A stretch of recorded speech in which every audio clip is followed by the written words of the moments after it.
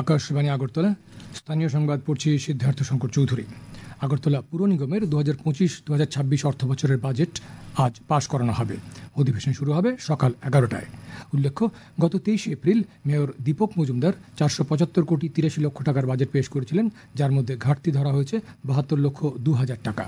মুখ্যমন্ত্রী অধ্যাপক ডাক্তার মানিক সাহা গতকাল আগরতলা পুর নিগমের 16, 20 ও 32 নম্বর ওয়ার্ড এলাকার বিভিন্ন উন্নয়ন কাজ সরেজমিনে পরিদর্শন করেন। তাঁর সঙ্গে আগরতলা পুর নিগমের মেয়র দীপক মজুমদার সহ পুর কাউন্সিলরগণ ও বিভিন্ন দপ্তরের আধিকারিকরা উপস্থিত ছিলেন। মুখ্যমন্ত্রী শহরের বিভিন্ন জায়গায় যে পাকা নর্দমা ও কভার ড্রেন তৈরির কাজ হচ্ছে তা পরিদর্শন করেন এবং কাজের গুণগত মান বজায় রাখার ব্যাপারে আধিকারিকদের প্রয়োজনীয় নির্দেশ দেন। ভারত 2036 সালে অলিম্পিক গেমসের আয়োজন করতে চলেছে। গতকাল এক ভিডিও বার্তার মাধ্যমে বিহার খেলো ইন্ডিয়া যুব গেমস 2025-এর 7ম সংস্করণের উদ্বোধন করে প্রধানমন্ত্রী নরেন্দ্র মোদী একথা বলেন। তিনি আরও বলেন, সরকার দেশে একটি ক্রীড়া সংস্কৃতি গড়ে তুলেছে এবং যুবা ক্রীড়া প্রতিভাদের তুলে আনার লক্ষ্যে সারা দেশে 1000-এরও বেশি খেলো ইন্ডিয়া সেন্টার স্থাপন করা হয়েছে। উল্লেখ্য, পাটনার পাটলিপুত্র স্পোর্টস কমপ্লেক্সে আয়োজিত এই গেমসের উদ্বোধনী অনুষ্ঠানে গতকাল কেন্দ্রীয় ক্রীড়ামন্ত্রী ডক্টর মনসুখ মান্ডভিয়া, বিহারের মুখ্যমন্ত্রী নীতিশ কুমার প্রমুখ বক্তব্য রাখেন। আগরতলা থেকে পাঞ্জাবের সানোয়াল পর্যন্ত পার্সেল ট্রেন গতকাল চালু হয়েছে। আগরতলা রেল স্টেশনে পার্সেল ট্রেন চালুর অনুষ্ঠানে উপস্থিত ছিলেন উত্তর পূর্ব রেলের লামডিং ডিভিশনের divisional railway manager Samir Lohani, senior DCM Amitabh Kumar Mishra, ADG logistic সংস্থার জেনারেল ম্যানেজার সঞ্জয় শর্মা প্রমুখ। পিএম সূর্যঘর মুফত বিজলি যোজনা রাজ্যে বিদ্যুৎ স্বনির্ভরতার এক নতুন যুগের সূচনা করেছে।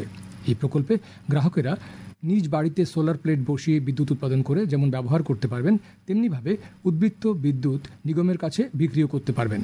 বিদ্যুৎ মন্ত্রী রতনলাল নাথ গতকাল খবর দিয়ে জানান, জ্বালানি সংকটের বাস্তবতায় নবায়নযোগ্য শক্তি ভবিষ্যতের ভরসা, যা সৌরশক্তির উপর নির্ভরশীল। এই প্রকল্পে 1 কিলোওয়াট সৌর প্যানেল বসাতে খরচ হবে 65 থেকে 75,000 টাকা, যার মধ্যে কেন্দ্রীয় সরকার 33,000 টাকা ভর্তুকির ব্যবস্থা রেখেছে। 2 কিলোওয়াটে ভর্তুকি দেওয়া হবে 66,000 টাকা। ভর্তুকি ছাড়া যে টাকা গ্রাহককে দিতে হবে তা তিনি প্রয়োজনে 7% সুদে ব্যাংক থেকে ঋণ নিতে পারবেন। 2027 সালের মার্চের মধ্যে এই প্রকল্পে 50,000 গ্রাহককে আনার লক্ষ্যমাত্রা এই রাজ্যে নেওয়া হয়েছে। নেশা বিরোধী অভিযানে নেমে পুলিশ গতকাল খোয়াই লালছড়া এলাকা থেকে 3 নেশা কারবারিকে গ্রেপ্তার করেছে। খোয়াই থানার ওসি জানিয়েছেন, খোয়াই মহকুমা জুড়ে নেশা সামগ্রী ক্রেতা ও বিক্রেতাদের বিরুদ্ধে পুলিশের অভিযান চলছে। এবারে ওয়েভস 2025-এর খবর। প্রথম বিশ্ব দৃশ্য শ্রাব্য এবং বিনোদন সম্মেলন ওয়েভস 2025 গতকাল মুম্বাইয়ে শেষ হয়েছে। এই সম্মেলনে 90টিরও বেশি দেশ থেকে 10,000-এরও বেশি প্রতিনিধি অংশগ্রহণ করেছেন। গত বৃহস্পতিবার 4 দিনব্যাপী এই সম্মেলনের সূচনা করেন প্রধানমন্ত্রী Narendra Modi. Connecting creators, connecting countries tagline সহ এই সম্মেলন ভারতকে মিডিয়া, বিনোদন এবং ডিজিটাল উদ্ভাবনের জন্য একটি বৈশ্বিক কেন্দ্র হিসেবে গড়ে তুলেছে। এই সম্মেলনকে কেন্দ্র করে চলচ্চিত্র, সঙ্গীত, রেডিও, ভিএফএক্স এবং অ্যানিমেশন সেক্টর জুড়ে 800 কোটি টাকারও বেশি ব্যবসায়িক লেনদেন নথিভুক্ত হয়েছে। কাজ, খাদ্য, বকেয়া মজুরি ও রেশনের নিত্যপণ্য নিয়মিত সরবরাহের দাবিতে সিপিআইএমের উদ্যোগে সদরের কালীবাজারে গতকাল এক সমাবেশ অনুষ্ঠিত হয়। সমাবেশে বক্তব্য রাখেন সিপিআইএম রাজ্য সম্পাদক মণ্ডলীর সদস্য রাধাচরণ দেববর্মা, বিধায়ক নয়ন সরকার প্রমুখ। সংবিধান বাঁচাও কর্মসূচির অঙ্গ হিসেবে উদয়পুর জেলা কংগ্রেসের উদ্যোগে গতকাল মিছিল ও সভা অনুষ্ঠিত হয়। উদয়পুর জামতলাস্থিত কংগ্রেস অফিসের সামনে থেকে মিছিল শুরু হয়ে বিভিন্ন পথ পরিক্রমা করে।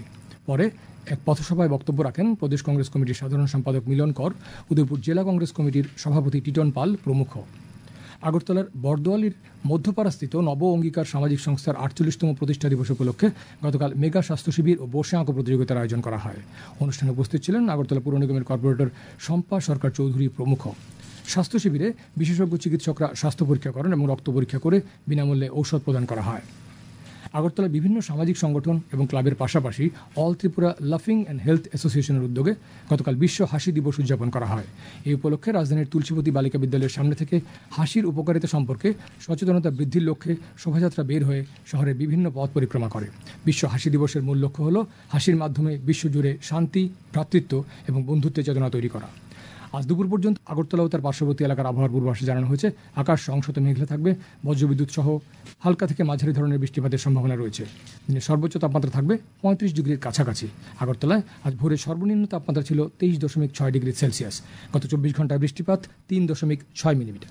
স্থানীয় সংবাদ এখনকার মতো শেষ হলো। পরবর্তী সংবাদ প্রচারিত হবে সন্ধে 7:55।